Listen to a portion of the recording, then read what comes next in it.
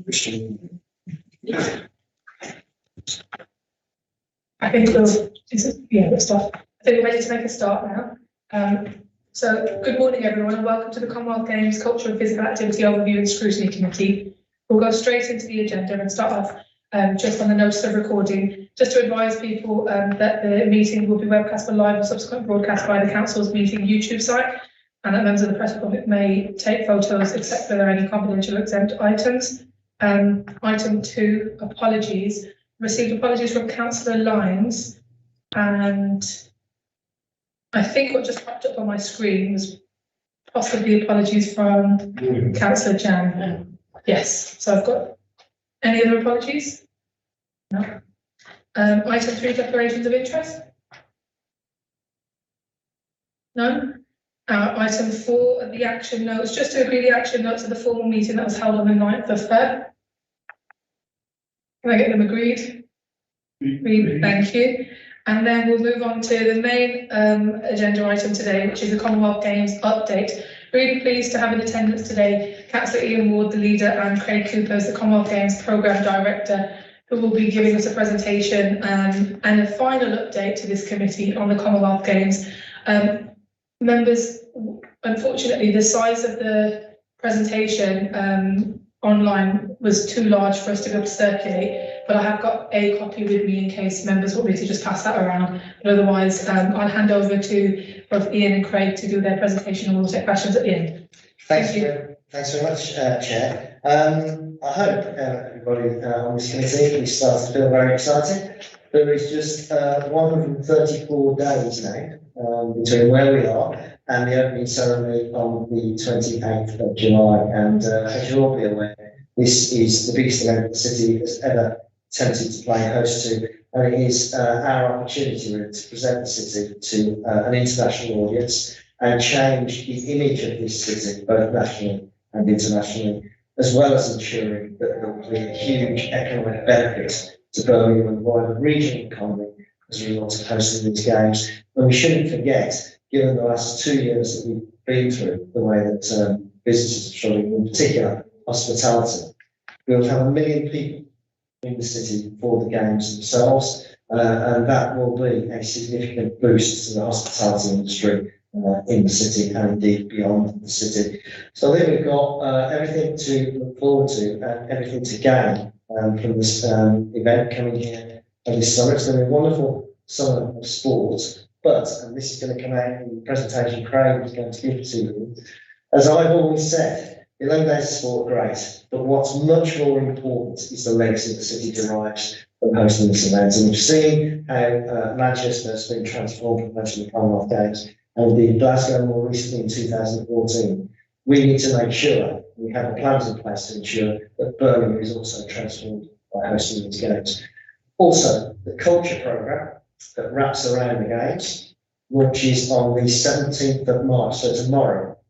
The culture programme will begin with an event in Cttee Square, which will be on 17th, 18th and 19th of March, and I'll encourage you all to go along and have a look. And that culture programme runs all the way through to September, and we're expecting, in addition to the 1 million visitors to the games themselves, 1.5 million people will come at some point through that period to witness the culture programme. So we will be demonstrating not only what a great city this is, but the people of this city, the youthful, diverse population of this city, what they have to offer, not only the nation, but the Commonwealth and the wider world. So I'm absolutely looking forward to this. It's exceeded my expectations. I hope you get a chance to go out and have a look at the preparations at the stadium, because the stadium is almost complete. We hand over to the council beginning of April, and we will then pass it on to the organising committee at the end of April. And I think you will be absolutely impressed. £72 million, which is a lot of money that's been invested in that stadium, you can really see has transformed it into the best athletics venue in the country. And we should be very, very proud of that. So I'll pass over to Craig, and he's going to take you through this presentation. Thank you, Leader. Thank you, Chair. Moving on to the next slide. The eyes of the country will be on Birmingham at what is for us a critical time, and it gives us the absolute opportunity as the host city to really make the most of this moment for our city and our people. There are just over 4 months, and we're almost ready. There's still a little bit of work to be done, but we'll go through that in a bit more detail as we go through the presentation. We are, however, in a really strong position, and we need to make sure that it's a great games for athletes, for officials, for visitors to the city, spectators, and that we also try and maximise every element of this opportunity for the city and for the people of the city. The venues are finishing, as the leader mentioned, and are just about to be handed over to the organising committee for their final preparations. We have taken a one-team approach across Birmingham City Council and with our games partners, and we have the plans and systems in place to prepare the city over this final few months. Festival 2022, as the leader mentioned, launches tomorrow, and we'll start building excitement and energy around the games and around the summer. We've also launched Get Set to enable residents and businesses to not only get involved, but also plan their lives around this global event in our city. Moving on to the next slide.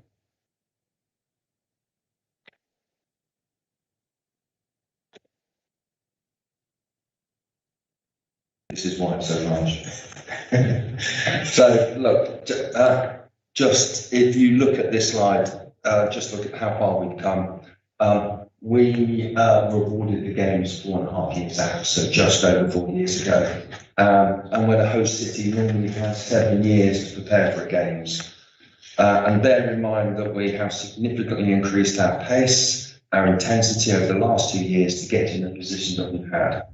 The fact that we've got to this point after weathering the storm of the pandemic, global supply chain crisis, and Brexit, I think we can look ahead with confidence, and we're in a position to maximise the opportunities, as I've mentioned, collectively for the city. But a phenomenal amount of work has been done, particularly over the last 2 years, and I won't dwell on each and every one of these points, as many of them will be drawn out in the presentation. As we move on to the next slide, you'll see the title of the slide says "The Games for Everyone," and that has very much been at the heart of the city's intent. This is a phrase that you have heard a lot, and I have reinforced constantly with the peers on the corporate leadership team and with the extended leadership team who are meeting today with my team to really discuss in much more detail where they are with their respective plans for their respective areas. So we're planning an incredible experience for visitors, as I've said, from the spectators, the athletes, and the dignitaries. But this goes beyond sports and creates memories of the city, our culture, and our people, and we are at the heart of this global event. The business and tourism programme is designed to capitalise on the moment, to boost our global reputation, and to position ourselves as a leading destination for tourism, trade and investments. And I'll discuss that a little bit more detail as we go along. And for the residents, we're creating ways for every household to get involved and to benefit in some way, shape or form, whether that's from jobs and training, taking part in sports activities, in culture, in arts activities. And it's really important for us to underline the fact that the games must be made by and for Birmingham. And that's been a key tenet and a key design principle of all the work that we've done in preparing games up to this point. If I move on to the next slide, you'll see an image that is familiar to you from your role as councillors, and you will have seen the legacy plan. We've put a lot of work earlier this year to bring together a clear, comprehensive and coherent games legacy plan. We boiled down the detailed policies into 6 key commitments, as you can see on this slide, and these are our promise to the city. And I'll now go through each of these 6 in turn, and Leader, feel free to chip in as you see fit as we go through each of the 6. So to boost investment on the next slide, boost investment in Birmingham, creating thousands of jobs and become a world leader in hosting international events is fundamentally important to the city. This means harnessing and growing the entrepreneurial energy in the city, so more young people, the people that come to work, learn and invest, and ensure that they all have every access to all the opportunities that flow. The Games has provided an opportunity to support specific sectors of the economy and skills development to access jobs for the future.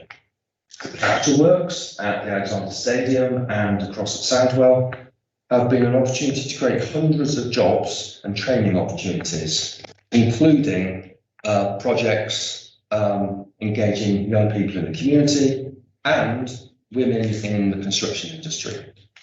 The West Midlands Combined Authority Commonwealth Games Jobs and Skills Academy, that's a bit of a mouthful, has invested £5 million in training more than 4,000 unemployed residents in games-related roles. Follow-on schemes are now training a further 700 people to a high level of skills development, and we intend to provide re-employment support to 3,500 people across games opportunities and beyond. The city has a proud history of hosting events, and Leader of the major events sports strategy will be a springboard for us to host international events over the next 10 years. If you've not seen the strategy here, this committee, we've adopted this sports strategy. It's a 10-year strategy, as Craig just said. The intention is to, over that 10-year period, Birmingham to become a global city of sports. In order to achieve that, we obviously have to go on from the Commonwealth Games to host other things. You've no doubt seen me in the press talking about the Invictus Games. We have an opportunity to host that event in 2027 if we can put a successful bid together. But we also have to ensure we've got a pipeline of these events going forward, and there will be some further news in the near future about other events we're considering bidding for.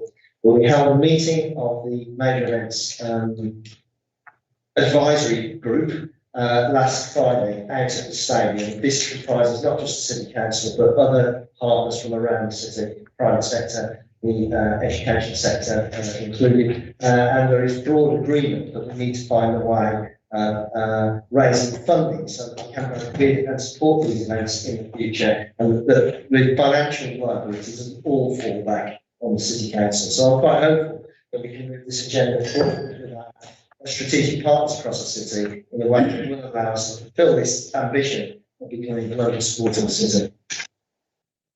So the 5 events already arranged this year, 3 events in the planning for 2023 already, and there's more work going on behind the scenes to lay out that key pipeline as directed by the leader. Promoting Birmingham is fundamental for all of us. Government, as part of us securing and signing the host city contracts, we sought a commitment from government to provide £24 million, and that money has gone to the Business and Tourism Programme, and that is led by the West Midlands Growth Company, but it is monies that have been secured from the sector. We're working in partnership with the Growth Company and sit on the board of the programme, and it's from our perspective, it's to boost Birmingham's reputation as a world-class destination for tourism, trade and investment. And it is worth just pausing for a minute. We are already a world city. A ballet, a symphony, a Premiership football, Test match cricket. We are one of the key lead cities in Europe, and we need to make sure that we project ourselves over the next decade as that. And this is one of the key reasons why the Commonwealth Games came to Birmingham 4 years ago, because we already have the capability within the city and the infrastructure in the city to be able to project a major event, or the 4th largest multi-sport event in the world. And that's important. On the recent mission to the United Arab Emirates as part of the Business and Tourism Programme, we met a number of potential interested, ambitious and investors, and will continue to use the Queen's Baton. The Queen's Baton is a relay as it goes across the world, and other Commonwealth Games activities to facilitate these types of relationship building. When it gets to Games time, we will have UK House, which will be hosted, located at the Exchange on Broad Street, and will be a fantastic opportunity for the city's businesses and investment opportunities for us and the rest of the UK, for us to have discussions with other parts of the UK, other parts of the Commonwealth and global industry. There are a number of activities that we as a council will lead on around business sector summits, speaking opportunities, and to develop the relationships that have already been built over the last few years with this sector. So hosting that in parallel to Games is key to our economic prosperity and health. Moving on to the next slide, we come on to a group of people from my perspective, which is this is all about. Birmingham is a young, vibrant city, and it's crucial that young people are right at the heart of this moment. Bring the Power is a youth-led programme designed to engage schools, young people in games-related activities ranging from skills and leadership development through to sports and cultural experiences. The City Council has invested £500,000 in supporting Bring the Power.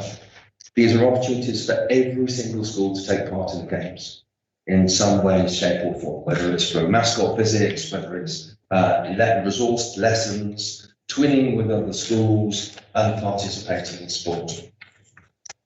We have a particular push around engaging young people who might otherwise not get involved, and whether these are young people not in education, employment or training, those pupils in referral units or those people in special schools are actively encouraged and targeted and supported as part of this programme. The young people in care, Leader, you secured 5,000 additional free tickets for young people in care and their care workers to attend Games events. This is such an important part of the Games because this is about inspiring the next generation, and this is about children feeling that they can go above and beyond and raise their horizons. And it's a really important medium to be able to do that. Moving on to the next slide. The Games provided an opportunity to tackle health challenges and inequalities across the city that have been starkly exposed by COVID-19. This is a challenge not only facing our city, but other cities and governments across the world. But the Games is giving us the opportunity to utilise this experience to really get a plan behind it. £1 million of funding from Sport England is coming into the city around the Creating Active Communities project, and this will run physical activity interventions in 5 wards with high levels of inactivity and deprivation. Leader, I'm not sure whether it's worth me just highlighting those 5. Yep. So the 5 key wards that Sport England are focusing, there is some work to be done, and we still have to go through some government hurdles to release the money, but it is guaranteed it's going to come in our direction. It's expected to be Lascelles, Allen Rock, Swartbrooke, Balsall Heath. You can tell I'm not being a kind of, I apologise to all of you for that. Sorry, Chair. It's a lovely area. Yes. I'll go there quickly. Castlefell and Heartlands. And so there's been a real attention to detail and really trying to get it to work. But we already recognise that there is a challenge in making sure that we support grassroots sport. And there is further work that you think needs to be done in that area. In addition to this, there are other activities planned across the city over the summer months. So from May through to September, there will be 8 community games. These are sports games days, for local groups, and these are organised games events to encourage children back in to do sports that they probably have never seen or done before, but to actively participate. There are 70 active street events during the games period, where these are community-run activities on streets that are car-free streets, if you can imagine car-free streets. And we're also making sure that Celebrating Communities programme initiatives with a Get Set theme are at the heart of what we do with children and young people. And that's really important as we come out of this post-COVID period and encouraging people back to sport. Moving on.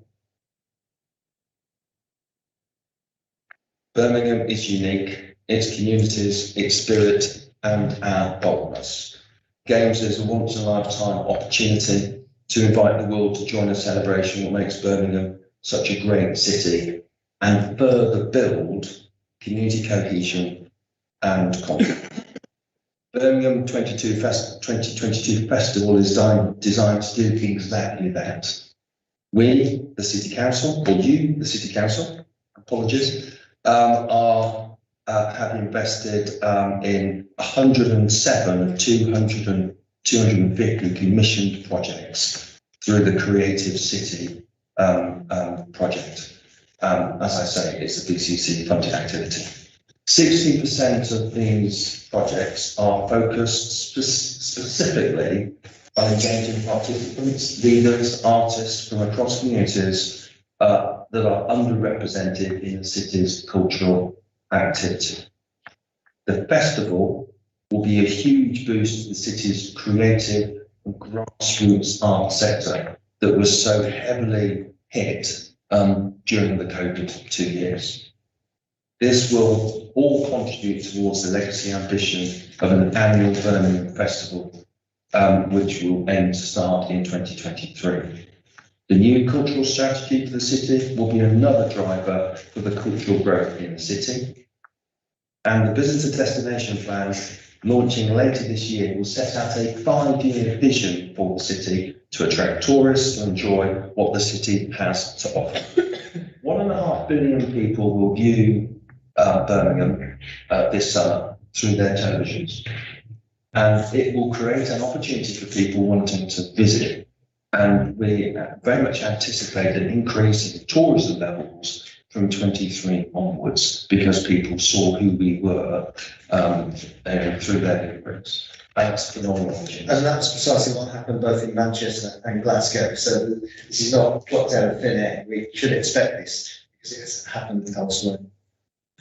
There's so much community-focused work, and the support of the BCC-funded £6 million community fund has been key to it. Just to name 2 core programmes, there's the Celebrating Communities Small Grants Funding Scheme, which you will be aware of as ward councillors, has focused on applications from across wards, and 400 applications have come in through that. Stronger Communities is the second one, and this is delivering targeted interventions across the city, including 5 projects focused on shared stories and experiences of Birmingham's diverse communities, such as 20 miles of heritage trails and improvement of the Birmingham Peace Garden. Moving on to the next slide. So I've already mentioned that we are a young entrepreneurial city with sights set on the future, and we also wish to grow as a green and sustainable city. The Games is an opportunity to build support and lead the way towards a carbon zero future for the city that you have already laid out and set out in our future city plan. This, the Perry Bond Master Plan, is a beacon for the direction for 5,000 new green homes in an environment designed to be greener, healthier, and the Games has been an opportunity for us to tell our story that we will project to other parts of the city in future years. This development of the stadium and the Sandwell Aquatic Centre as modern, sustainable venues also demonstrate the investment in future health and prosperity of our city and its people. Transport is such an important element of tackling climate emergency and improving the connectivity and the quality of life for our residents. This Games has provided an opportunity to make significant investment.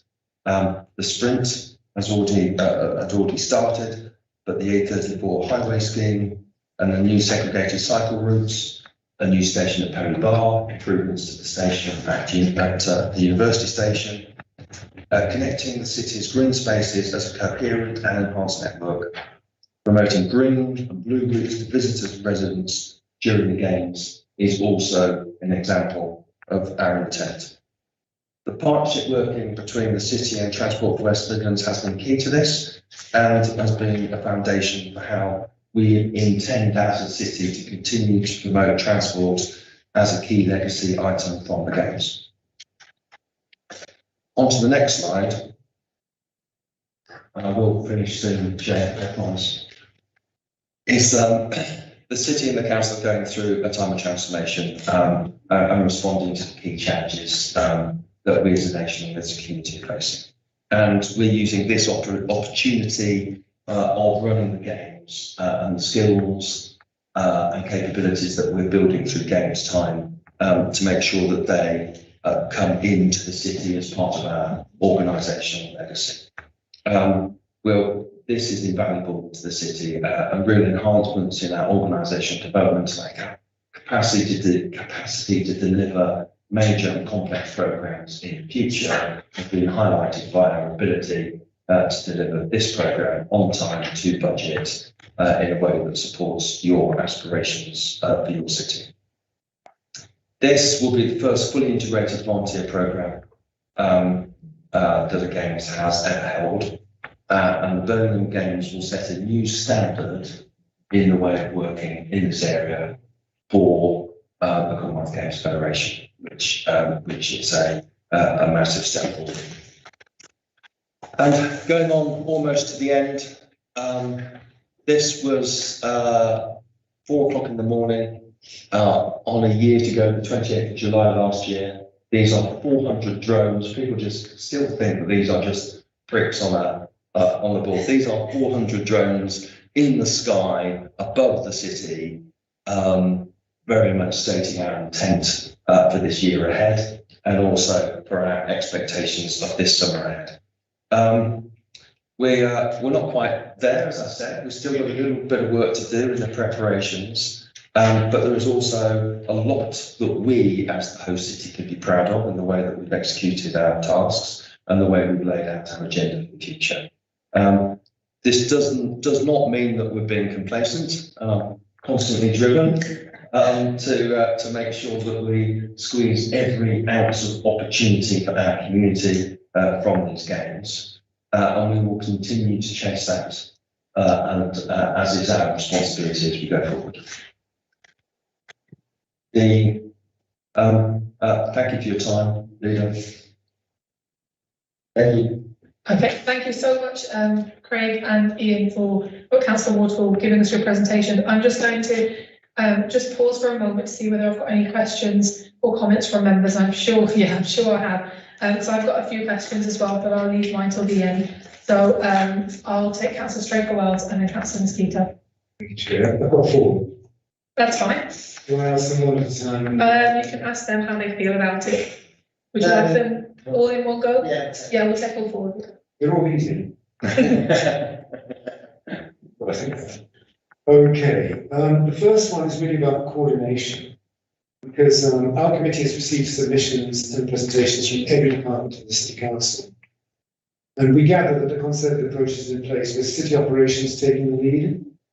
And that is to make sure that the roads are clear, that British Gas or Severn Trent don't decide to undertake major works on significant routes. But the question really is, does this mean that the director will have knowledge of all activities that could affect transport or the highways? And it's a pragmatic question rather than a question on the very glorious presentation you've just given us about Ebola. I mean, that's just a practical one. Yeah. And I've got 3 others. Do you want to take them one at a time, Chair? Yeah, let's just go at that one. And first, I'll also say Craig say some further. But you were right, Martin. Yeah, City Ops are leading on ensuring that all of the roads are in the right condition as we get to the games, particularly around games venues and on the key routes, so airport to city centre, where, as you know, there's a sprint rapid bus transit system put into place in advance of the games. So that road, the A45, is getting considerable work on at the moment. Similarly with the A34, city centre out to the stadium. A lot of work going on there at the moment, but in both cases they will be running for the games. There's also a games transport plan, which is not only about ensuring that the city keeps moving during the games, but it's also about ensuring that athletes and officials can get to the venues on time for each of the events. You might recall the Atlanta Olympic Games in 1996, when headlines around the world about transport failure. So as you get closer to these events, the risks become transport security. So there's a transport plan, which is a partnership plan between ourselves and Transport for West Midlands to ensure that we can not only get the athletes and officials where they need to be during the games, but we are also allowing for people to move around the city and go out their own business. And you may have seen the launch of Get Set for the Games, which Craig mentioned a few weeks ago, and that is giving advice to citizens and to businesses about how they might adjust their travel methods during the period of the games to ensure that the city does keep moving. So it gives that advice to people. But I've been very clear as well, we shouldn't make the mistake of London in 2012 in signalling that there's going to be so much going on, people should stay away. My message to everyone is come into the city. It's going to be a fantastic celebration going on, and we should all enjoy that and be part of it. And certainly, the citizens of Birmingham, I'm encouraging them to come into the city centre on each of the 11 days. There'll be activity going on, even if you haven't got a ticket, there'll be something to do in the city. There'll be screens where you can watch the events and entertainment going on in the city centre. And I'm determined that every single evening there'll be a real party in the city centre. And young people in particular should come in, over 18s, to enjoy the bars and pubs in the city centre, but everybody should come in and really enjoy that party over those 11 days, and we'll make sure the transport does work, and public transport to get people in and out of the city with us as well. In support of that, the clear plans for replacing utilities, and utilities won't be starting new works, but if they have to respond to emergencies, then we have contractors on board to support specifics. We've also got live events across the city. There will be 7 live events out in parks across the city, as well as the events in the city centre. There will also be opportunities for residents to go out to the Trinity U events at the marathon and the triathlon, as well as the street parties and the other activities that they want to run in their own communities. The coordination across the whole of City Ops and the police and the Transport for West Midlands and other core parts of the city are actually coordinated in a structured, organised way, and has been through its 3rd round of testing already. So we run a command post exercise testing regime that's now got to quite a mature state, making sure we're all engaged with the plans. Thank you. Can I do the second one? Yeah, sure. Give somebody else a go. No, I think You're particularly advised. yeah, happy to take the rest of your questions. That's straight answer, and then I'll bring them to Okay, thank you very much, and thanks very much for the answer. The next question is really about development. And the first thing is to pay a compliment to the team. Keeping the major development going during the pandemic is to be commended. And I visited Perigord last Thursday with the planning committee, who were responsible for approving the new station, housing block, stadium upgrade and other improvements. Now, I don't want to tempt fate, but are the developments on track there? That's the actual buildings and infrastructure. And another question about who's responsible. Who is the ultimate puppet master pulling the strings to ensure coordination of communication, security, first aid and transport? Okay. Do you want to pick that last bit? Yes. So the coordination of community safety is managed through the safety and security programme. The Chief Constable for West Midlands is leading that because it goes wider than just the city. and that is a program that we're intimately involved in. Clearly, West Midlands Ambulance Service, West Midlands Fire Service are also involved, and we play a key role from the 8 key sporting venues in the city, clearly the activities around the city centre. So from that coordination perspective, that's integrated and goes back to the command post approach exercise that we've been doing. The venues are practically there. You may have seen on Midlands Today the Aquatic Centre in the last couple of days, and we're delighted with the progress because the city has led the capital programme. We've provided oversight and worked in partnership with Southport Borough Council in how that has progressed. The stadium is due to hand over in a couple of weeks' time, and it is very, very, very close to being complete as well. The developments in Perry Bar, the station, and across at the University Station are run by Transport for West Midlands, and we sit on boards of their coordinating road and have a degree of oversight, and they at the moment are in a very good place. Naturally, prior to games, there has been an investment in road infrastructure, and it isn't just because of games. Many of these plans were already in place, but we're just making sure that they're coordinated and the cones are off the roads by the time it gets games time. And that is very much coordinated and managed by Rob James and by Kevin Hicks in this direction. I hope that answers the question. 2 things to that. First of all, the station at Perry Bar will be completed in time for the games, so that will be finished. The station out at Birmingham University was never intended to be completed in time for the games, but there will be games overlaying to make sure that station works for the purpose of the Athletics Village. The large Athletics Village is out at University of Birmingham, but also they're hosting two of the sports, hockey and squash. So there'll be the overlay to make sure that the station works. And then finally, the metro works that are being carried out down at Digbeth. I've been down to Digbeth recently. I was there the weekend for St Patrick's Day celebration, and they, to be frank, are a mess. They will not be completed by the time of the games, but Transport for West Midlands will be required to cover over any work that's not completed in order that traffic can move up and down that road, and we facilitate access to Smithfield, which is the main activation site in the city centre, and also the venue for wheelchair basketball, beach volleyball. And then Transport for West Midlands will come back to complete the works post games. But I'm very determined that I'll be completing those works in a very different way to what they've been doing thus far, because they've made a real mess of Digbeth High Street in my view. Questions really when you said this. I was just going to come in before I bring you back in for your other question, just on the back of what the leader has just said about Digbeth. So during games time, that means that no work will be carried out and completed, so we won't see anybody doing any work during that time. Okay, I just wanted to clarify, because I think I'd agree that it does look quite a mess, so it'd be good to not have anything happening then. That's fine. Councillor Straker, I was happy to bring you in for your next question. Thank you. It's all right. Is everybody awake? Reasonable questions? This one's about legacy. I mean, in this committee, we're dead keen on 2 things: children care, and it's good to hear what's happening. We're also dead keen on women's sport. And women do so well in almost every field they play. I suspect at one stage the women's rugby team would thrash the men's rugby team. I don't know.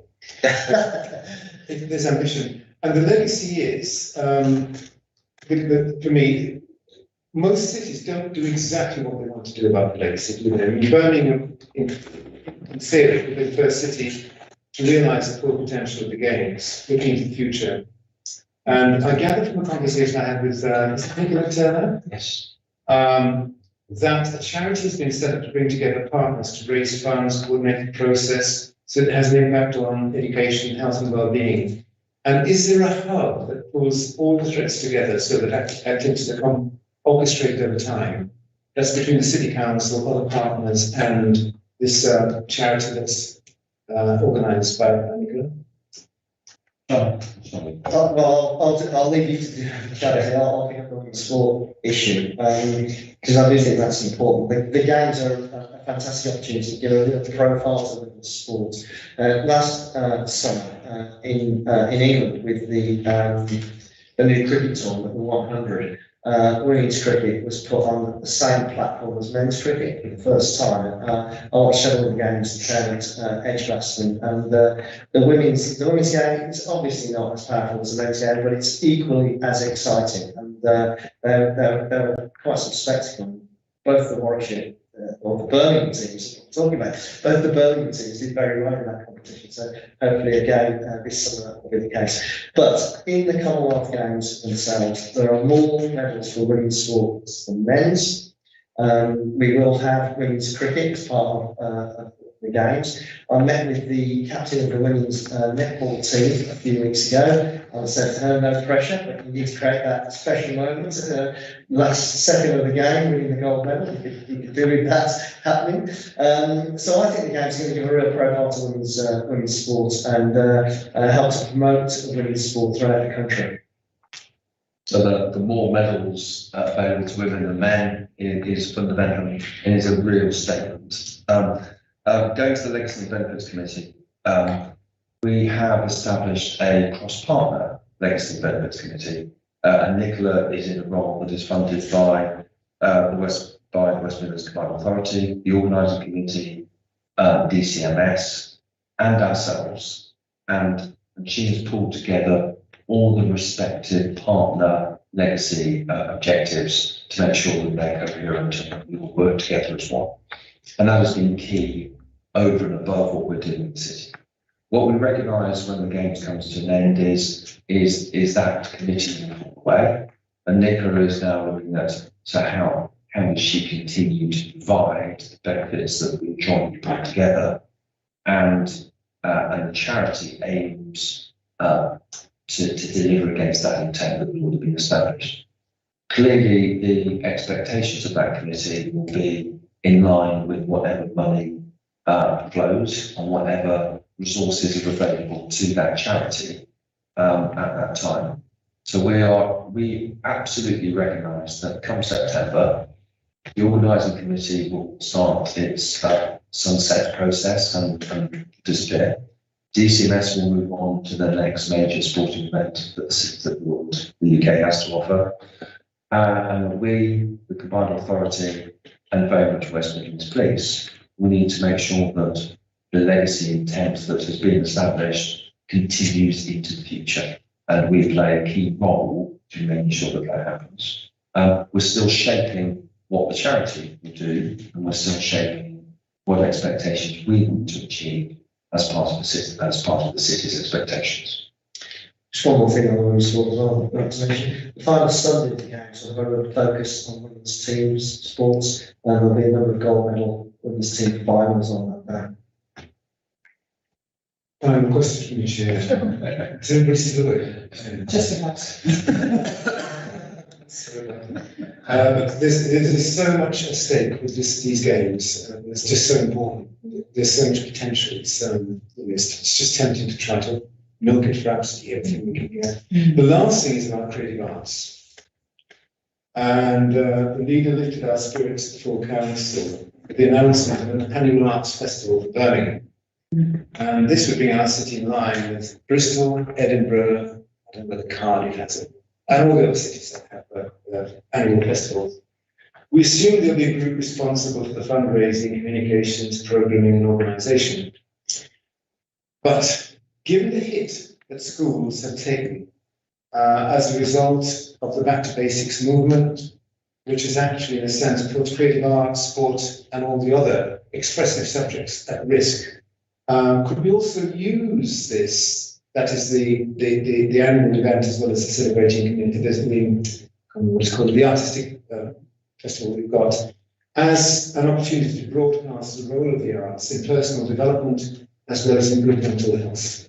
In other words, yes, it's great to see the arts, great to feel that they are spectacular. We have got some spectacular companies, Birmingham Ballet, etc. But can we also find a way of making sure that we also celebrate what the arts do to us as human beings in making us more human, making us more humane, but also making us healthier? I said it very well. Well, I think that's quite a wonderful message actually about the arts and what the arts can achieve. The annual arts festival arising out of the games, we have not got the plans for that yet. We've not done the work, but we are hoping to meet with the arts organisations to begin a discussion about this. If you think back to Manchester in 2002, what came out of the Manchester Games was the Manchester International Festival, which is a very large festival that happens in Manchester. We should be equally as ambitious, but we really need this to be led by our arts organisations with the city in support. And I just come back to a point, Martin, I do think that if we can create an event that is genuinely international event, a large event, then we ought to be engaging our schools in that as well. Thank you. And the just to highlight that we talked about the 107 cultural commissions for this year, but for 2020 Festival 2022, they are absolutely focused at grassroots culture. It is absolutely focused at people in communities, not at organised national bodies, and it is very much our intent through the funding that has been put into that to really focus at solve and to be part of what we're about to do, we're about to see. So there are, the legacy ambition is that people involved in those activities will have the confidence to continue to develop them into the future and do more things from 2023 onwards. And it is very much from a grassroots perspective, recognising the hit from COVID. Thank you. Thank you, Councillor Straker-Wells. I think they were really interesting questions, to be honest, and I'm glad that you asked them, because I think we've got a lot of extra detail that we may not have had if you hadn't asked them, so thank you for that. I'll bring in Councillor Mosquito next. Thank you very much, Chair. Well, first of all, let me say that I'm enthused by and energised by the sheer enormity of what's gone on. Let me declare my position, and the leader knows this from my time as Lord Mayor. I am not into sports at all. I look at people riding bicycles and I become exhausted. However, I recognise the significant opportunity that this provides to Birmingham. So a few days ago, I happened to be sitting there because I know no one, I can barely see now, next to someone called Dame Louise Martin, but didn't know who she was, and I was saying, oh, Birmingham's a wonderful place now. We've got the Commonwealth Games. It's just inspired so many people. And I was telling someone about this young lady in my ward who's making Commonwealth handbags, and another little girl she's going to be washing cars in my ward in a wonderful area of Highgate, Deepcliff, and bits of Water Green. So because I represent the best ward in the city, and I was promoting my ward, and I did not know who she was, and she was telling me that Birmingham has transformed. She was so enthused as well. And then the Governor General for Antigua said she's the chair of the Commonwealth Federation, or the president of the Commonwealth, and she's a very important person. And of course, I then realised and had to try to calm myself. Then I said, no, Birmingham's wonderful. She said, yes, it is. And she was really, saying wonderful things. So I just thought I'd fling that in. I am really pleased that you've given 5,000 tickets to some of our children in care. I've always talked about those forgotten youngsters who people think have no real value. And I think I spoke at the last meeting about Samantha Morton, who was a very famous film actress, who talked about her time in care and how being exposed to certain things lifted her. Now, one of the things I would like, if it was possible, for you to have some of those children, the exceptionally bright ones, to shadow during that period, just shadow some of us in the offices, some of us in whilst you're making really important decisions, let them be exposed to the shiny, nice new offices. Well, perhaps not the shiny, nice, but let them be exposed to articulate men and women who are doing things, making decisions. So they can say, well, I can be like Ian Wood, I can be like Craig, I can be like you, I can be like you. Because nothing inspires anybody more than when you see them in action.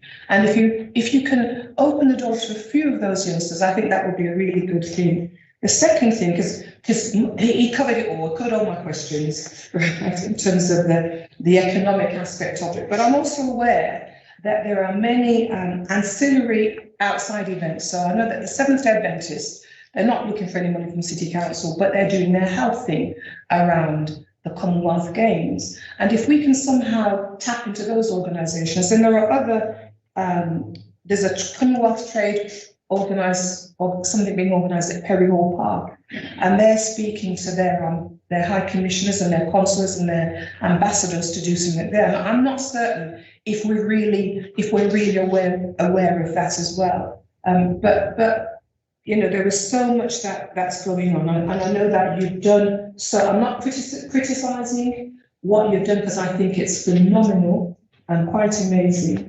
But if we can somehow manage to get involved in those organisations, or I can introduce, then the one thing is charity. And of course, I know Councillor Zim, Deputy Lord Mayor, would agree with me. We like charity, but anything for Birmingham should be from the Lord Mayor's charity. So wouldn't we say that, Deputy Lord Mayor? Yeah. Yes, for the Lord Mayor's charity. We say that because we do have a little bit of an interest. Being a former Lord Mayor and being Deputy Lord Mayor, but because the Lord Mayor's charity is the Birmingham charity, I didn't quite understand why you have to have another one, because this will last forever. We will always, well, for as long as we have Lord Mayors. But I think, you know, it'd be nice to, if you've got to set something up, or you've got, can't you link it together with the Lord Mayor's charity? It's just a little humble plea coming from myself and Deputy Lord Mayor. Yes, yes. Do we have any other? Yes. Okay, I'm just making a plea. So I talked about the shadowing, the Perry Hall Park, Louise Martin, the ancillary events, the 5,000 new green homes. Excellent news. I'm saying this for purposes of in the future. Yeah. And also the fully integrated, the first ever fully integrated volunteer program. Excellent, excellent, excellent. So well done. Well done for inspiring someone like me who has no interest in sports, but will be watching for the economic side and for and the festivals. I'll be dancing with the youngsters as well in the evening until about probably 6, 7 o'clock. And the creative arts. So I declare an interest. I am a board member of Cultural Spectrum. Cultural Spectrum is the first organisation which embraces everyone. So Polish individuals, people from all over the world, and everything you've talked about in terms of the creative arts, they represent us as well. They embrace all of that. So Bob Randami, who is his knowledge of the arts is phenomenal. Is someone I would say if we could involve as well. I say there's no personal interest. I'm not being paid. Nothing. It's all charity. I think will be useful. I'm sure there are lots of others, and I like the fact you're going to grassroots. Not the organisations that get lots and lots of money, but the grassroots organisations that get very, very little. Those little boys who are doing their rapping, the poets who are doing, you know, their poet, you know, what's it called, rap? Something, whatever it is. What's it called, Miriam? You should know. Rap poetry, pop poetry. Hip hop, is it? No, it's not hip hop. It's this is a Miriam, you're old now. I am old, but not rap. Keep it rap. It's some special kind of poetry, right? But because one of the things many years ago we talked about making Birmingham the capital of gospel music, just like you've got Switzerland does that jazz festival every year, and America they've got some. Where's their capital? Okay, but we're doing the same now. We can find a niche, and that will again lift up the profile of Birmingham. So my interest in all of this is the opportunities that we are creating for Birmingham, lifting our profile ahead of HS2, which will increase the property prices even more. But, well, not making it less affordable. We'll extract that one, forget about that one. But I am very pleased with what you've done. Can we edit? No. Very pleased and just saying thank you so much, and thank you, Ian. This is incredible. When I was in London, I felt proud. I felt so proud of you, Ian, for all the wonderful things that were being said. And it's genuine, you're not going to make it up. And I thought, oh, because the transformation of Birmingham in such a short period of time has been nothing short of a miracle, but amazing. So thank you. If I die tomorrow, because my daughter's in the funeral industry, if I die tomorrow, at least you've heard me say it here. Thank you. Hopefully you won't. Never know. 31-year-old Jamel Edwards. 31-year-old Jamel Edwards, that famous guy. So no, we must always use the opportunity of doing good whilst we can. Thank you so much, Chair. Thank you. And thank you to you as well, Tom, for those very, very kind words. And I'm very pleased you've had the opportunity to meet Dame Louise Martin. She is a lovely woman, as you've described. And she described Birmingham as the Commonwealth city because of the diversity of our population here in Birmingham. We've said throughout, even when we're bidding, that everywhere in the Commonwealth we get a warm welcome here because we have someone to trace their heritage back to all 72 nations and territories of the Commonwealth. But we also have, of course, people who are living in Birmingham from other places in the world, not in the Commonwealth. All of us, if we live or work in this city, as far as I'm concerned, we are Brummies, Yes. and all Brummies should celebrate this event that we are hosting this summer. And as I've said, I'll encourage everybody to come and be part of it. And we shouldn't also forget, we do have other things going on at the same time, not least the 60th anniversary of Jamaican independence, which happens during the Games, and we have made provision to ensure that that celebration can also take place during the Games themselves. And in the lead into the Games, the week leading into the 28th of July, we shouldn't forget, we have our own jazz festival.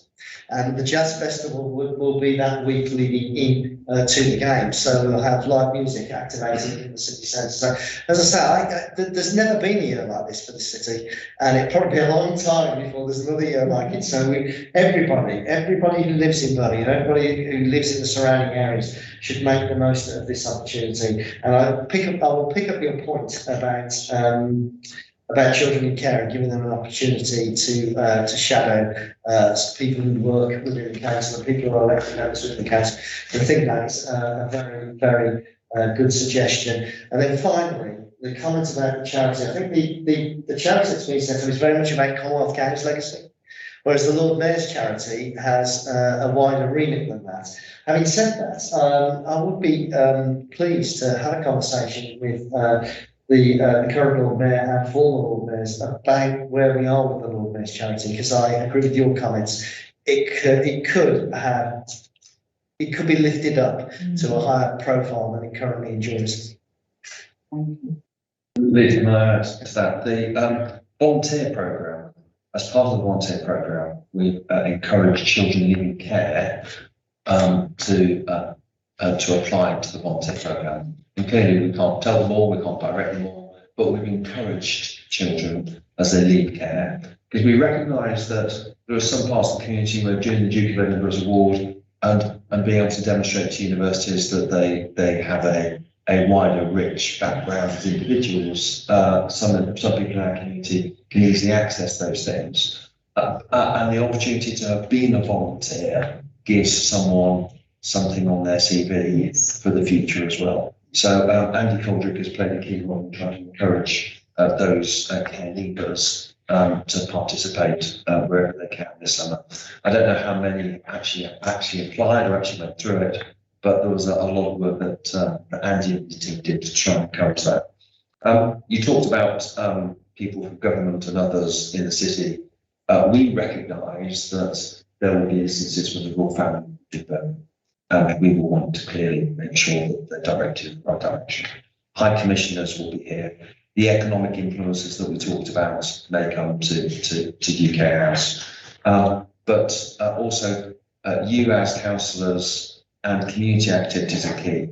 And all part of trying to encourage future investment from other parts of the Commonwealth and internationally.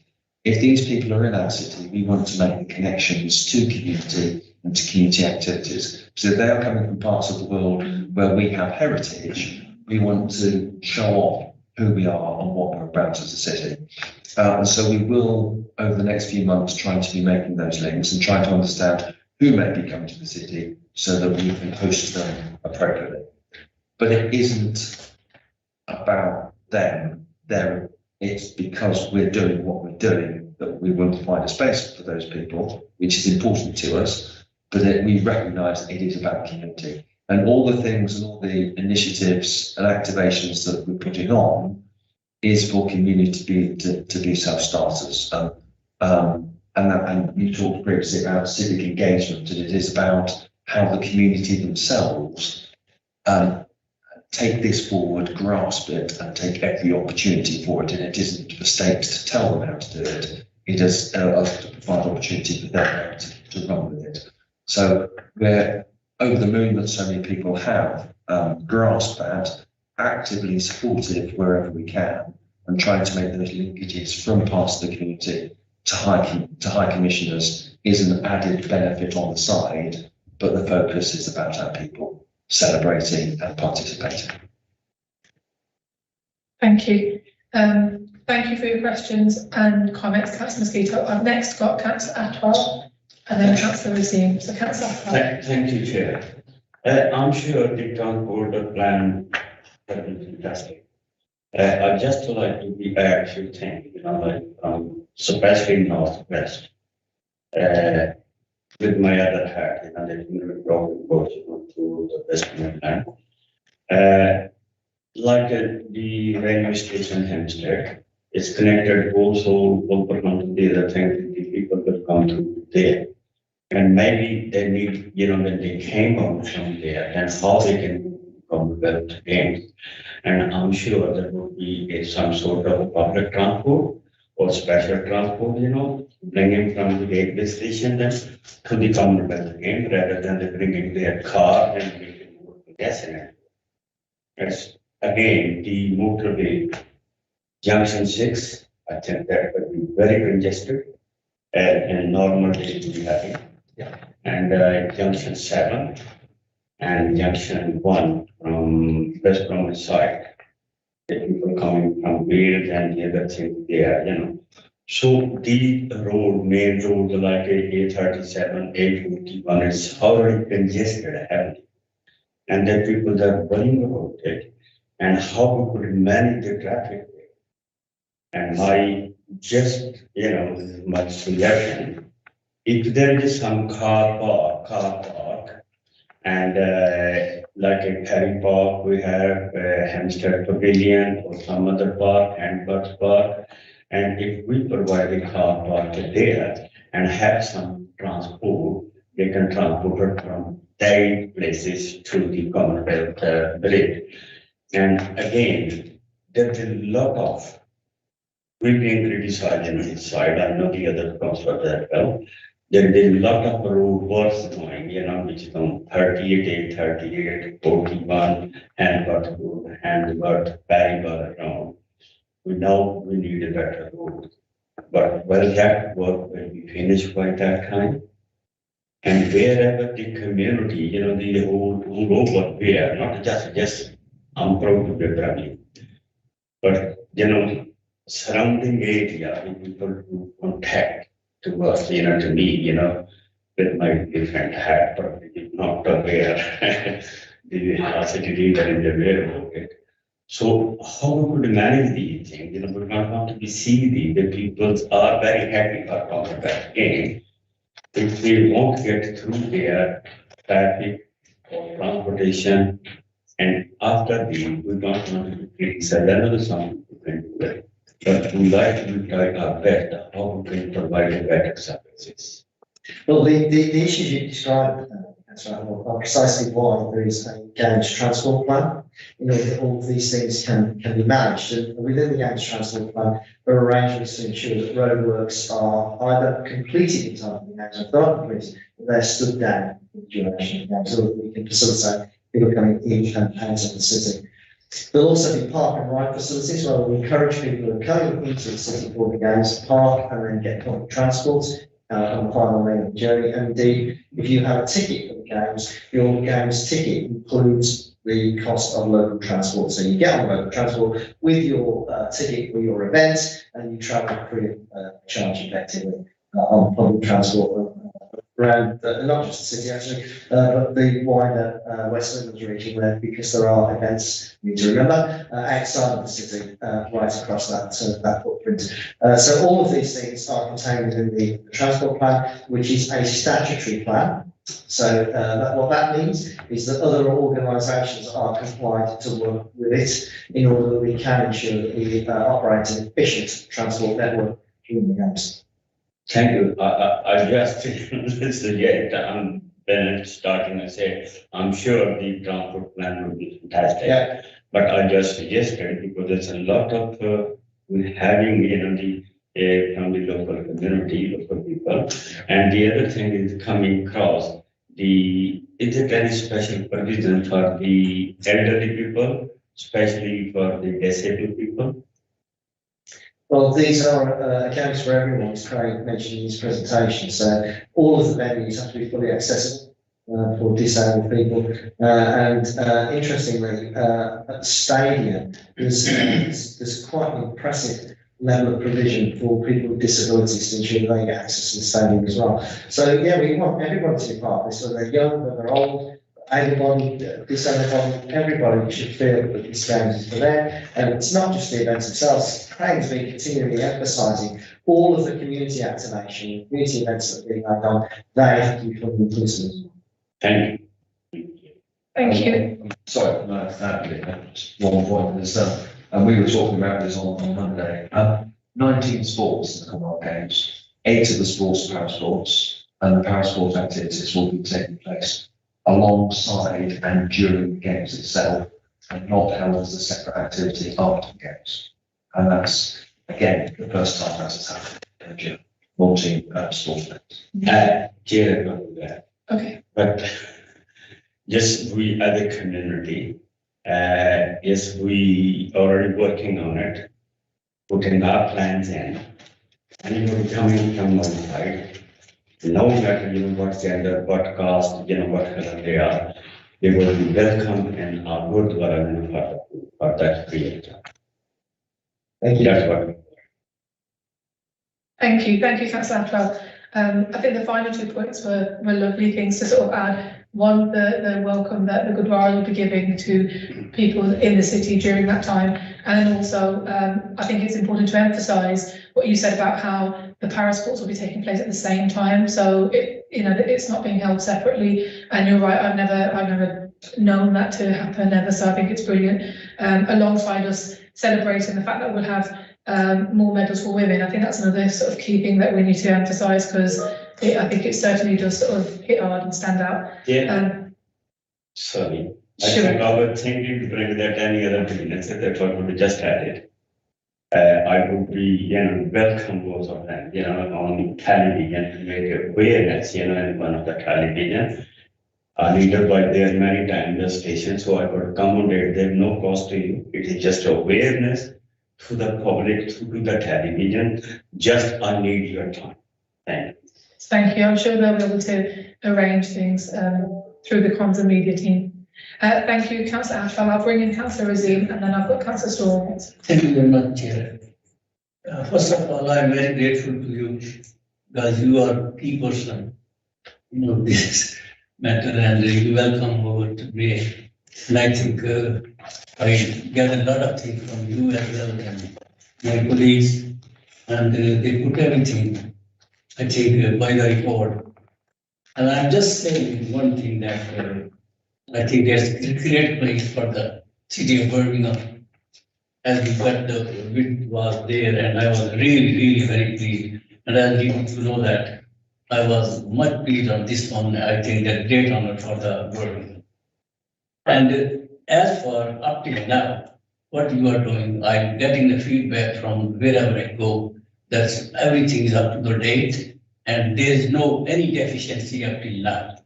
And what you are going to suggest, I'm just saying a few things, because most of the people who come from the farm, they're just using the Birmingham airport. And when they come over there, because they are coming via, that's Sparbrook and Worsley Team. And I think nearest to the Digbeth, I think there are a lot of mess still there. And I think if Department of the Transportation and Highways look at there, if there is any deficiency in the roads or anything like that, but people, they come from Europe and everywhere, all over the world, and that patch is not very good. And, if you know this region very well, because a lot of places have got still potholes very near to that, but it is very difficult, the time is very short now. And if somebody from the highways visit their places and they just do that thing like as quick as they can, that will be very useful.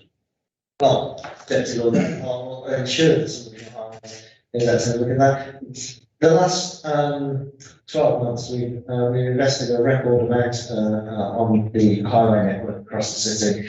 As you'll be aware, we had problems with the previous contractor and the PFI arrangements, and that led to the kind of problems you described. But that investment will continue beyond the games as well. So we're not just doing this because of the games. We recognise we need to be investing more to get the roads back to where they need to be, and you'll see that continue to be rolled out post the games as well. Yeah, thank you very much for this one. But not generally, that's another, I'm just talking about the view where people come from, because that is, that's Baltic is there, my, world. And most of the people they like, international level that's introduced, and most of the people visit that places. And I think that's something looked up generally. So if there is anything like that they can do, they should. I know that time is very short on that. Yeah, So I should be very grateful for this one. Anyway, what you are doing, what you did, so that's why I'm very satisfied by that. That's feedback from other people, where they go. This thing. I'm very grateful to you for doing this. Thank you very much. Thank you, Councillor Rizzi. Next, I've got Councillor Storer. Yeah, first, thank you for the good presentation, it's excellent. I've got a couple of questions. Firstly, about the legislature of the games. Now, Alexander Stadium used to hold AAA events and other big sporting events. Now, we've already mentioned in previous meetings about getting these events back to people. Have we already started actively trying to get these events back? If so, do you have any updates? If not, why not?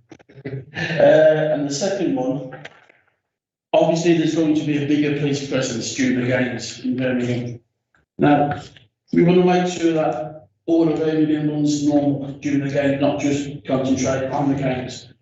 So we need to make sure that, even though there's going to be more police around Paybar in the city centre, we must make sure that everyday policing carries on throughout the rest of the city, and that's not affected. I don't know whether you can actually say anything on that, whether you know what the police have got in mind. Of the swimming track, I know it's summer. We also want to try and get big swimming events to there. I don't know whether we'll get a say in that after the games or not. But also with the money what we're invested in that, we want to make sure that that lives a legacy as well, and it's not just a one-off event. Okay, I'll let Craig pick up the issue outside of Alexander Stadium and Sandwell. Let me say first thing about Sandwell. I agree with you absolutely. The aquatic centre will be the best facility, definitely outside of London, anywhere in the country. There does need to be events taking place there in the future. One of the thoughts we had at the major sporting events steering group last Friday was that we should invite Sandwell to have a seat at that table in order that we can have that very conversation with them. Secondly, Alexander Stadium, yeah, we are thinking very carefully about how we bring events back to Alexander Stadium. It's not just about athletics events either. We're also thinking about other things, opportunities to put a screen up there, a stage up there, have music, films going on there. We're also talking to other sports that might come to that facility. Just every opportunity to create a sporting village now around the facility we have there, bringing other sports. Birmingham City University are co-locating their sports faculty there, which opens up more opportunities. It will continue to be the home of UK athletics, based at the stadium. Berkshire Harriers, of course, will also be based there. But we're also talking to other sporting bodies. Sport Birmingham, in actual fact, are thinking about taking some space. But we'll talk to other sports bodies as well about the opportunities that the stadium and the other facilities that fit around presents. We're also engaged with Sport England about investment in community sports facilities at the stadium. So there's a legacy for local people of sports facilities that they can use, the opportunity actually for local people to visit the stadium when we take possession of it next month. So they get to see it, the local people get to see it before anyone else, which I think is a nice offer for the local community. But to come back to athletics, you're quite right. Prior to the work and the investment that's gone on, it was hosting a Diamond League event and it was hosting the British Championships. We have recently entered into an agreement with UK Athletics. The agreement focuses first of all on the indoor Grand Prix utility arena. We've secured an arrangement with UKA for that event. But the same agreement requires UKA to engage with us about the return of the Diamond League. We're not there yet, talking to them, and also about securing another athletics meeting at the stadium. My expectation is the British Championships will take place there. Anyway, this will be in addition to that. And when you get a chance to go out there and have a look at the stadium, it looks particularly impressive under lights. So I do think it would be great to have a future athletics meeting at that stadium that was floodlit. And we will seek to discuss with UK for that. Craig has just reminded me that in order to host the games, you have to have test events in all of the venues. At Alexander Stadium, we have 2 test events planned, or at least 2 test events planned.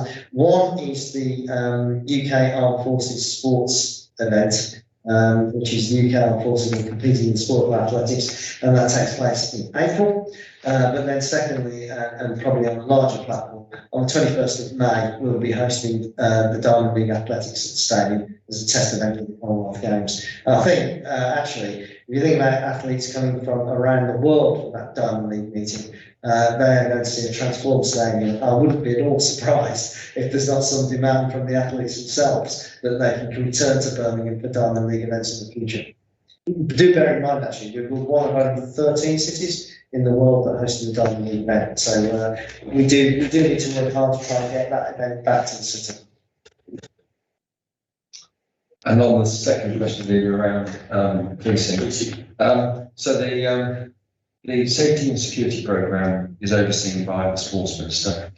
Not the sports minister, the security minister. Let's get the right minister. I apologise. So it's the security minister oversees that programme. And the Chief Constable of the West Midlands is delivering the programme. And clearly, policing levels across the entire West Midlands have been analysed and assessed depending on what is happening across the West Midlands in different places. It is expected that normal policing levels will remain, but then there will be enhanced policing at particular times dependent on the activity in a particular location and who is there. There is no intention for it to amend or shape or reduce policing activity across the city in any way, shape or form. Additional resources have been set aside by the Home Office to support that security operation, and it's been overseen by the strategic board that Leo sits on, and everyone at the moment is actually absolutely content with the progress that's being made in that area by the Chief Constable. Thank you. Thank you, Councillor Story, for your questions, and for the leader and Craig for answering them. I saved my questions till the end because as usual, I end up ticking them off as I'm going along because my members have already asked them. But I do still have a few remaining. I just want to sort of take a pause and just take this opportunity to say a massive thank you to both of you for bringing us this far. I think everyone who was on the committee when the committee first began a few years ago can see how far we've come along in such a short space of time. It literally feels like it was just the other day where we were having meetings and every question that we had about the game, we weren't able to get answers because it was just too soon to say anything. We as a committee, we kind of at the early days got used to that, but it's so fantastic to be here now and have the games literally around the corner. And I think that it wouldn't have happened if the team, yourself, the leader, the team of the games weren't bold in the decisions that you've made throughout. So on behalf of the committee, thank you for all the work that has happened up until now. I think we're all definitely very, very excited of one being part of this committee, but also that the games are only 20 weeks away now. So that's just a little bit I thought I'd add before I ask my questions. Moving on to the questions. I think I'll probably give about 2 or 3 at a time because you might need to have a bit of a pause to answer them. I've got a question on the ticket ballot. So some of them are a bit more easy, snappy ones that you'll be able to answer straight away, I think. And some might be a bit more detailed. What's the current position with the sales? I know I did see a post on social media about a pause in sales with tickets in order for more of them to be released. Will that include events that are currently being advertised as unavailable or sold out? Or is this basically what is that releasing? Because I know that there's a pause. So I was just wondering what the situation with that is. Kind of in relation to legacy, so obviously the team in Birmingham City Council who are working on the games, post-games, what will their roles be? Will they still exist, and how long will they stay involved in relation to the games? The reason I'm asking this again is asking in relation to the legacy plan, will they still be involved in working with the legacy plan and leading up to that work stream? I think the question on the Birmingham International Festival and the structure has already been asked in terms of like which body will be leading on it, and Lily, you said that you're hoping it will be artist led and that we can support, so I'll leave that one out. And then, so this one was kind of touched, but I will ask it because it's a bit more about the community aspect. So it's really exciting to hear about the bids for the future use of the Alexander Stadium to be used for major sporting events, but I'm also really keen that local people in Birmingham can benefit from it as well. And use and hire the space in and around the stadium. I know that it will be handed back in October with a view to it being reopened in March, if I'm right. Can we ensure that local people are at the heart of the future usage of the stadium too, alongside, really importantly, obviously, the investment arm of it in order to ensure that we've got the money to continue to run it, but also involving the space being available to local residents as well. And then, is there still time and space for local small businesses or small startup businesses to benefit from the games by maybe getting opportunities as being vendors perhaps at venue sites? I'll pause. And maybe you want to go through them, and then I'll give the second half next, if that's okay. Let me tell you what I'm doing. Right, a little bit more information than me. But just over a minute inside so far for the games. It's really a heart in total. So there is limited availability. I think that there are still tickets for things like the women's cricket, because that's a large venue to fill internationally. Similarly with the rugby sevens at the Coventry Building Society Arena, because that again is a large venue to fill. And there might still be some tickets around sports like netball, I think. But you'd have to go onto the website to get the full detail. The team at BCC, as far as I'm aware, they don't end on the last day of the games. There's still work to be done beyond that. Craig might know more than I do. And yes, very much the stadium. As I said earlier, we're speaking to Sports England about investment in local community sports facilities at the stadium post games. So yes, there has to be opportunities for local people. That facility is so good. I think it will draw people from more than just the local community. And we're investing heavily in Perry Bar as a result of the games. I mean, around £1 billion in total will eventually be spent in Perry Bar. And the intention is, if you've seen the Perry Bar vision document, to turn Perry Bar very much into a place where people choose to live, work, and visit. And visit being central to the stadium, that will draw people in to that particular area. Transformation of that part of North Birmingham, the same way as East Manchester was transformed as a result of Manchester City Road. And then just a final one on the businesses and opportunities around vendors and businesses. Ironically, Craig and I had a conversation earlier this week about a business that unfortunately had to move because we were CPOing areas of land for the what was intended originally to be the Games Village out of Perry Bar.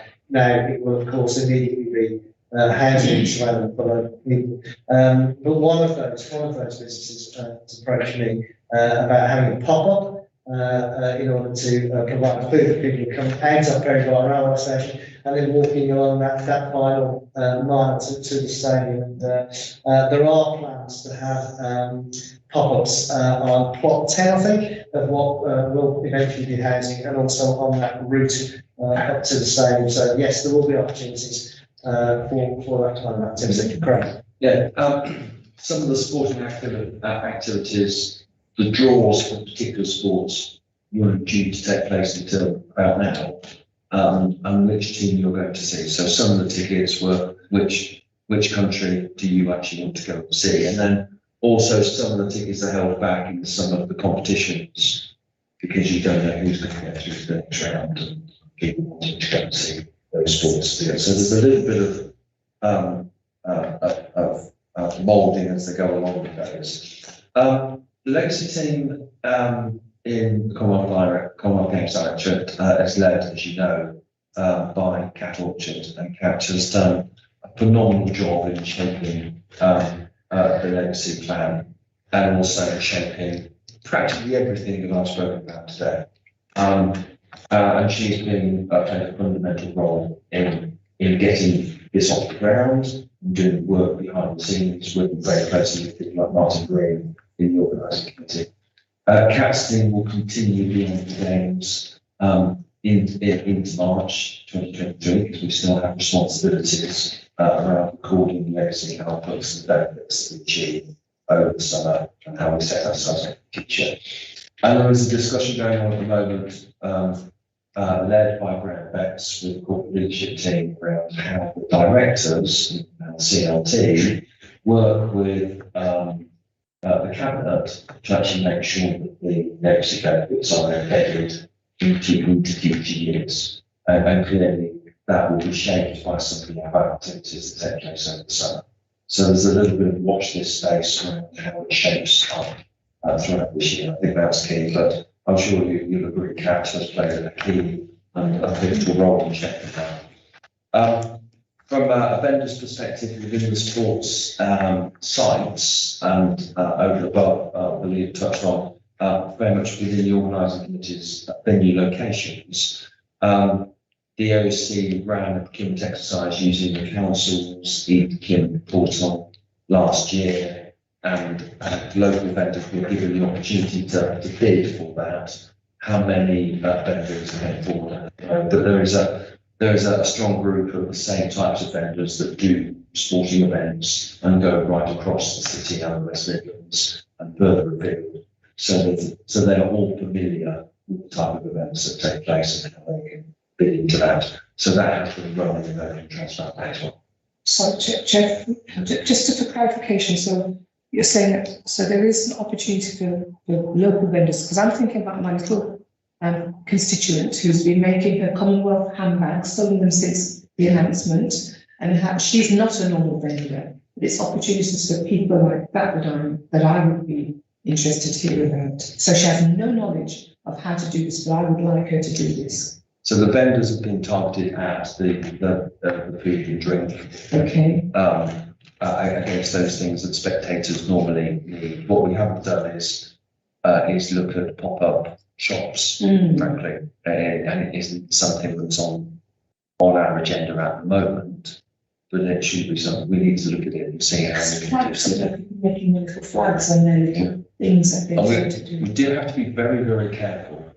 There is the Commonwealth Games Act that you'll be aware of, and people come briefly on before, that there is an exclusion area around each of the sporting locations where there's a Games Act designated area, and when people start to try and do advertising or selling within those areas, they're precluded from doing that. So if people are making things, not using Commonwealth Games banners or logos because they're infringing the Commonwealth Games Federation's rights.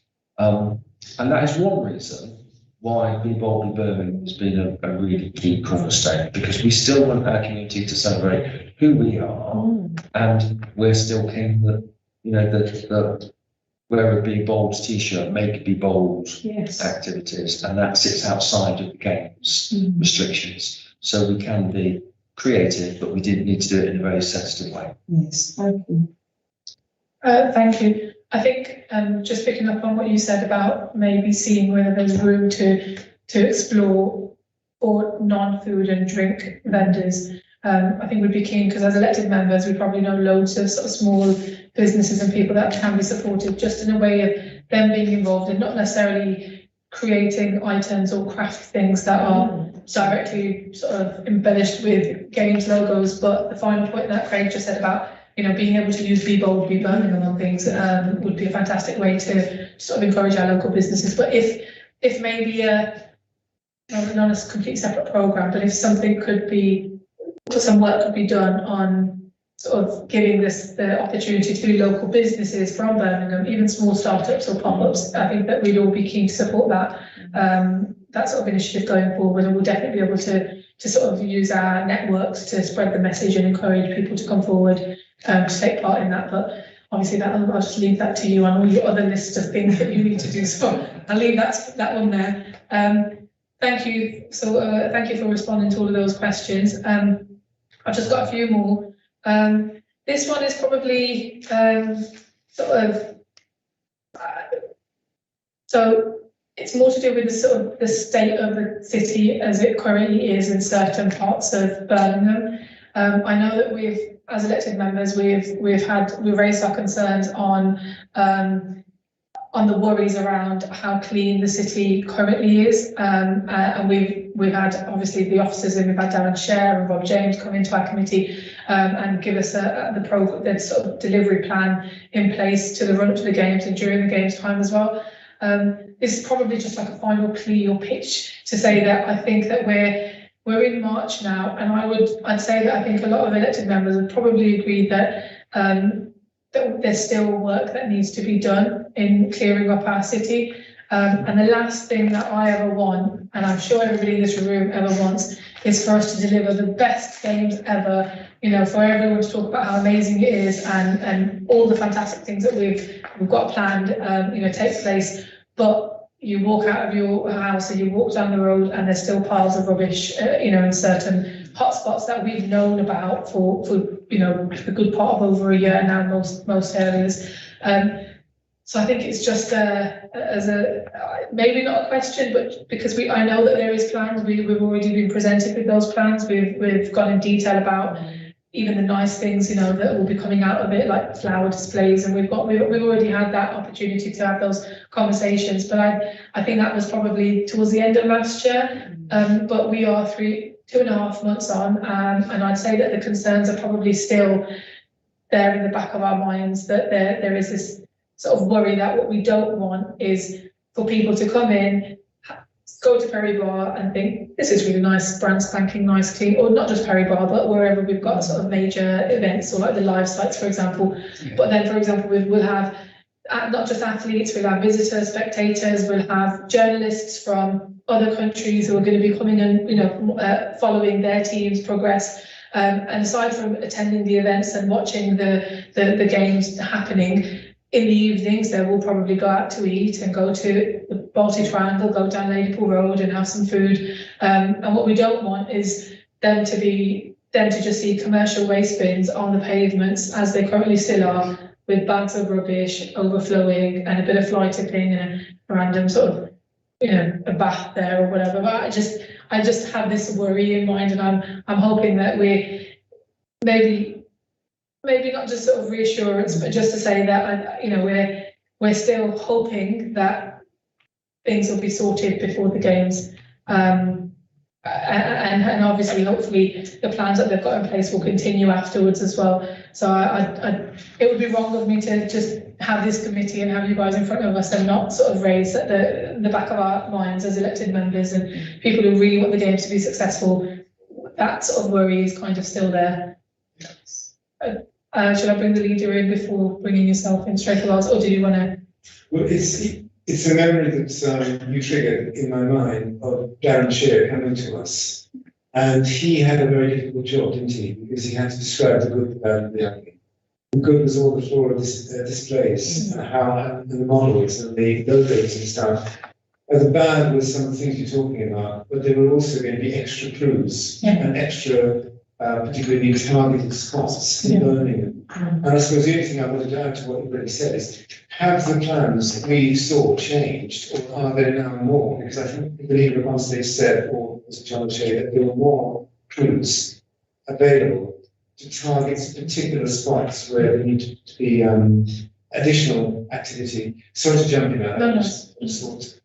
Well, I think the starting point of this is that during the pandemic and the lockdowns, for whatever reason, there was a pandemic, fly tipping that's going not just in Birmingham, but throughout the entire country. In fact, I believe that Nottingham in particular, the situation was worse in Birmingham. It's difficult to put a finger on why that would have happened, but it did.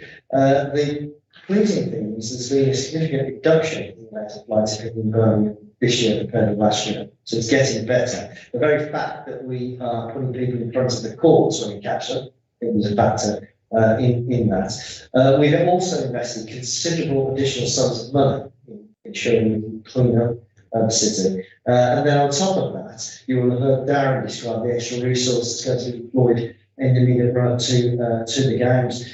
The challenge that exists out there at the moment is this demand for HGV drivers, and you need a Class 2 HGV licence to drive a big wagon, and that is what's causing the pressure at the moment, and that's what's causing some dropped roads at the moment as well. The service themselves are training up additional staff to get through the test to get HGV licence. Clearly, that takes a little bit of time, but they are on top of that to ensure that we don't have this problem confronting us by the time we reach the end. I think, thank you, Leader. Adding to what you've just said, I know aside from sort of trying to attract HGV drivers, I know there is a push to have extra training in place internally as well to the staff that we've also got. So I know work is being done, but I just felt that we needed to just address that. The other sort of question I've got, So, Chair, I just wanted to add on to what you said in terms of the rubbish, because I think we also have to recognise that some of our constituents, not everyone, but some of our constituents are dumping rubbish. I spent 2 days cleaning up 2 roads in my ward, and 2 days later, that it was as nothing happened. So we, I think, need to sort of send a letter out to our constituents, asking them not to dump the rubbish as well. Other people are doing it, but we know some of our constituents are doing it. I went on I went to a domestic violence matter in my ward, and I was so shocked. I came out the house, and I was out there until 1 o'clock in the morning. I saw a woman, I recorded on my phone, pulling out a little fridge and putting it across the road. So these are some of our individuals, and we need to be honest. We keep saying the council. I've been to Shropshire. The place is immaculate, and so I know that there are issues of funding the way that Birmingham City Council is supported, and we've not had our fair share in terms of funding. But we need to be honest with some of our constituents as well. They are dumping the rubbish as well. So I think we need to make a strong statement as politicians that we know that some of you are responsible, not everybody, but some of you. So we have to all take responsibility for this, and I think we've not been saying this strongly enough, that some of you are dumping the rubbish as well. Thank you for that, Councillor Mosquito, because I would definitely share and echo the comments that you've made, because you're right. None of us are going around in the middle of the night dumping the streets of Birmingham, and I'm sure the rest of the staff at Birmingham City Council aren't doing it as well. So it is definitely a collective effort. And the onus is on the people who are doing it, and maybe a further push on sort of enforcement. I know we've got extra enforcement teams in place as well now. We've got some of the money put aside to do that, and hopefully people will start to see that we will get caught, and if we get caught, then we'll have to pay hefty fines and things like that. But the leader's right. For some weird reason at the beginning of the pandemic, I don't know whether it was because people were just sat at home and just redecorating non-stop, and decided to just continue to throw their rubbish out for whatever reason. That seems to have happened during the pandemic time. Well, very quickly, Chair, one of the most effective things that's happened on one of my roads is where we put a note out, well, not necessarily from one of our rubbish collectors. She put a note out saying that some of the houses are secretly recording on this road. That reduced down the flight. Seriously, some of the houses are. You don't know which houses are. They're secretly recording, and that reduced down. Oh, there we are. Thank you.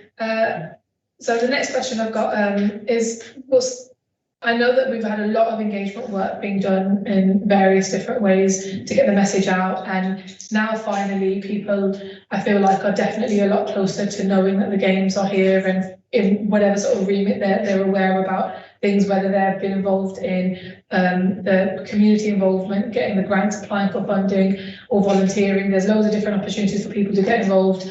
the baton bearers, people have nominated people for that. So I think a lot has been done to get people in Birmingham involved. But I would say that there's still probably a few pockets of the community that still feel that they're not as engaged, and I'm sure that everybody here would want them to feel as engaged as I want. I genuinely, I don't know whether sometimes I feel like even my family are fed up of hearing about the games. Everywhere I go, I just talk about the games and things that they need to do and get involved in. So I send links to people in my family and friends, and they're like, okay, we get it. And I'm like, no, you don't understand. This is never going to happen again in Birmingham. We all need to take the opportunity to get involved, and feel like it's for us. But I was just wondering whether this is an issue of like a communication strategy or ways that we can try to improve that strategy, or sometimes thinking slightly differently. Some of the communities that I think still feel like they're not as engaged, could we possibly, this is just an idea or a thought, we as a city council, we've already got certain networks in place across diverse communities in our city. So for example, we've got really strong faith networks. Can we do more maybe in our messaging? I know we've already put stuff out, we've got them on billboards, we've got targeted areas where we're putting stuff out as well. But even if there's announcements or things that we feel like, we just kind of come across it because we're all in this bubble together, but maybe putting an extra bit of effort into sending all of that comms to even, for example, the faith network, so that they can spread that information to their congregation and that sort of thing, maybe just using them because we've already got access to them. And the other thing I was going to say is we've got, I know Craig responded to a question from Councillor Mosquito earlier to do with like the dignitaries and special sort of high commissioners and people like that will be attending during the time.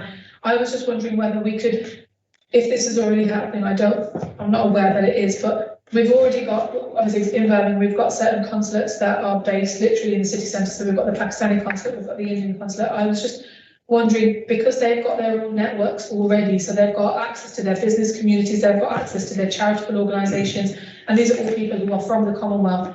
Can we do something to, now that there's loads of programmes already in place, but just to bring them on board so that they can spread the messages of what's happening through their networks, so that the issue that we're facing about certain communities are maybe not feeling as engaged or involved because they don't know if certain things are for them. It might just be that stuff is happening, but we just haven't channeled it in the best way that we can. So even just contacting them, arranging a meeting and saying, this is what's happening, get involved, tell your people, get on board. And maybe that way we will easily tick off, pockets of the community that are feeling a little bit disengaged. And this will probably be my final point. The programme of the Festival 2022, I went along to the launch, I think it was last week now. It was fantastic to see so many amazing things that will be happening over the 6-month period. And one of them, what Anita already mentioned, Wondrous Stories, is starting tomorrow evening, and I've already told all of my family that they are going to be attending with me. So I will be at that, and I'm really excited that we've got so many things in plan. I just wanted to sort of ask, the actual hard copy of the programme that was handed out to people who attended that launch, is that going to be accessible to people in Birmingham? I know it will probably be expensive, I don't know who will be paying for that, but the reason I ask is because had I not had that and had I been online to just look at events, I probably wouldn't have had the same feel of being able to flick through a booklet and actually tick off, yes, I want to go to this, yes, I need to put this in my diary, yes, I need to put this in my calendar. And I just feel like it's great to have it online, but some people, like me, might like the opportunity to be able to literally physically flick through a book and just think, this is my diary for the next 6 months.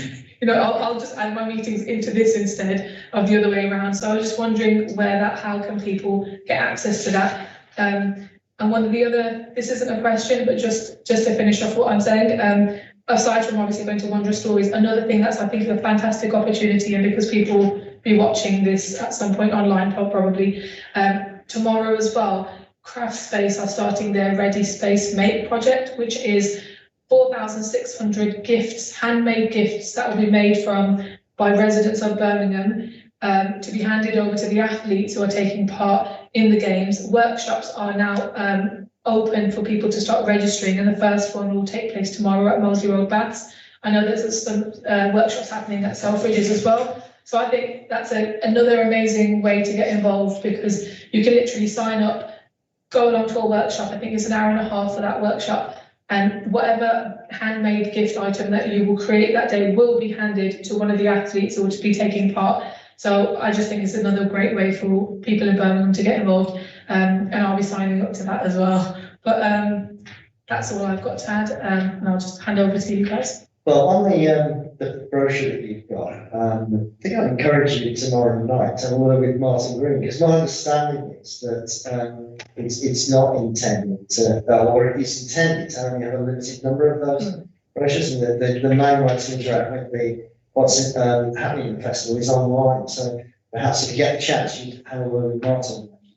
Just on the wider issue of communication, first of all, I agree you can always do more. I also agree that what we saw during the pandemic was that using the fake networks did reach parts of communities that ordinarily would be difficult to reach. So that's a good suggestion. But what I'd also say is that as from tomorrow, what you are going to see is a huge effort by the BBC and the rest of the media to promote this summer here in Birmingham. So you're likely to see on your television screens Birmingham almost constantly being pushed, and the event being pushed by the BBC, because they are the key media partner for the games, and they've made huge commitments to the city and the games, and you'll see that picked up in the media as well. So I think actually, as we start to go through this summer, it's going to be pretty difficult to avoid what's going on.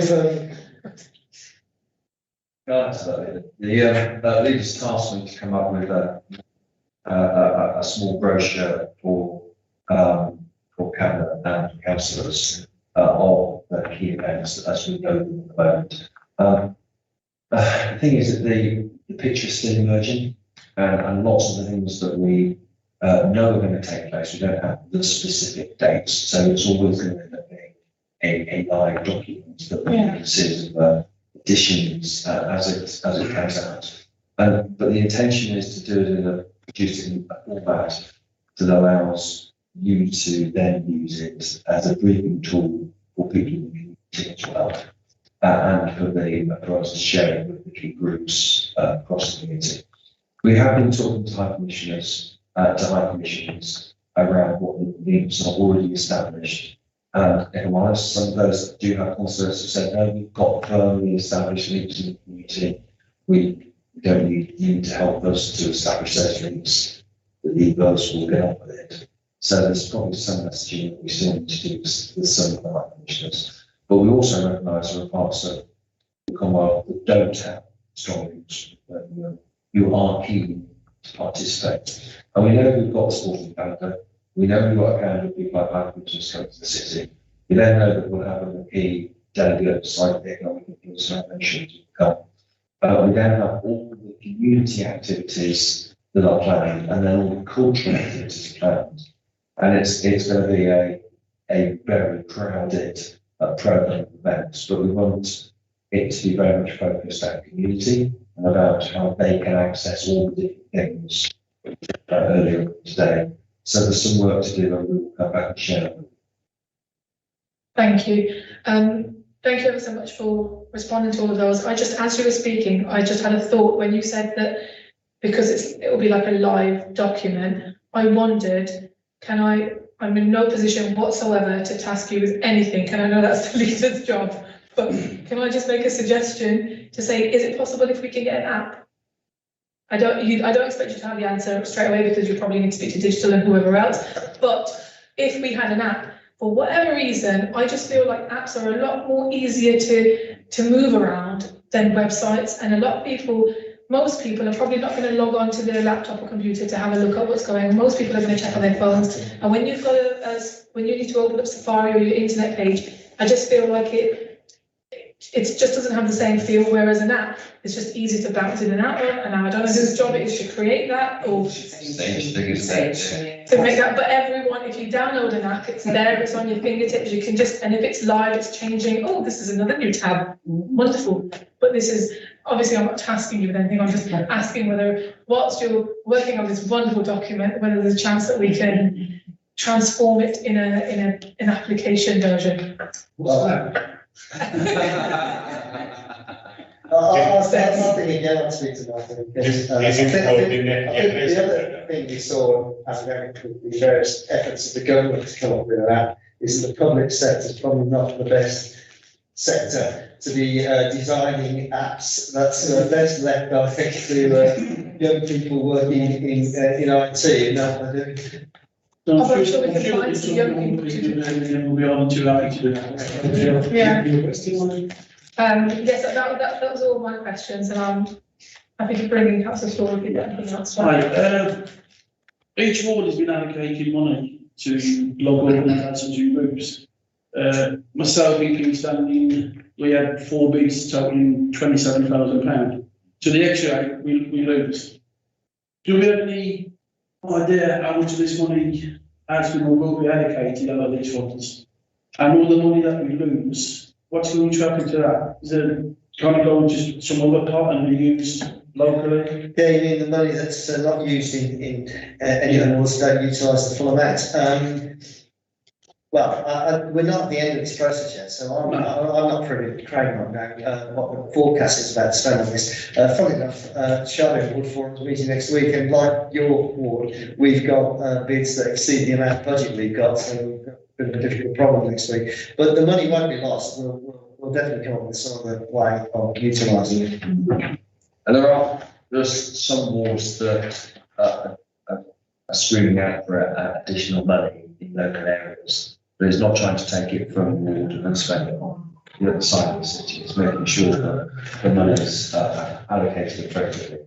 But we want to make sure that the money is allocated early enough so that we can get full effect and that the communities do benefit from the activities and getting on with it. So I know Kat has been working with Chris Jordan in neighbourhoods, who has led the democratic process to identify which bids are selected.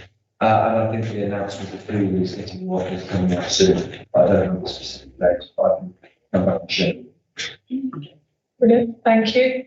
I haven't got any other indications from members or any comments or questions. So on that note, I'd like to just say again a massive thank you to you both for attending the committee and answering all of our questions. And I feel like anyone who is watching will have received lots of extra detail through this meeting. And I might even weirdly just encourage some of our other elected members to watch back our meeting, because I think that we've lots of interesting things that have come out of it. Just really quickly, Councillor Ashton. Only I want to say on behalf of the community nationally, we will be delighted to support the Commonwealth Games here and thank you kind of this time. That's my responsibility that we are to do. Thank you again for attending. Thank you. We'll just have to continue the rest of our agenda. The work programme is just a discussion, and I've got the date of the next meeting is the 6th of April. 6th of April at 1:30. If none of them got any suggestions as to who they'd like to hear from, if there's anything that we'd like to discuss at the next meeting, you can either bring it to my attention now or send something in and we can work on what we'd like to do with that meeting, because really our big thing was obviously hearing our update from the leader and the director of the games. But of course, we've still got this slot available. So if there's anything else that members would like to have at this meeting, happy for you to suggest things and we can work on it. Yeah, I think Yes. what you'll find, Chair, is that meeting will probably be very poorly attended because most members will be focusing. I mean, as you see, I've got my back on their boards, and there is no such thing as a safe seat.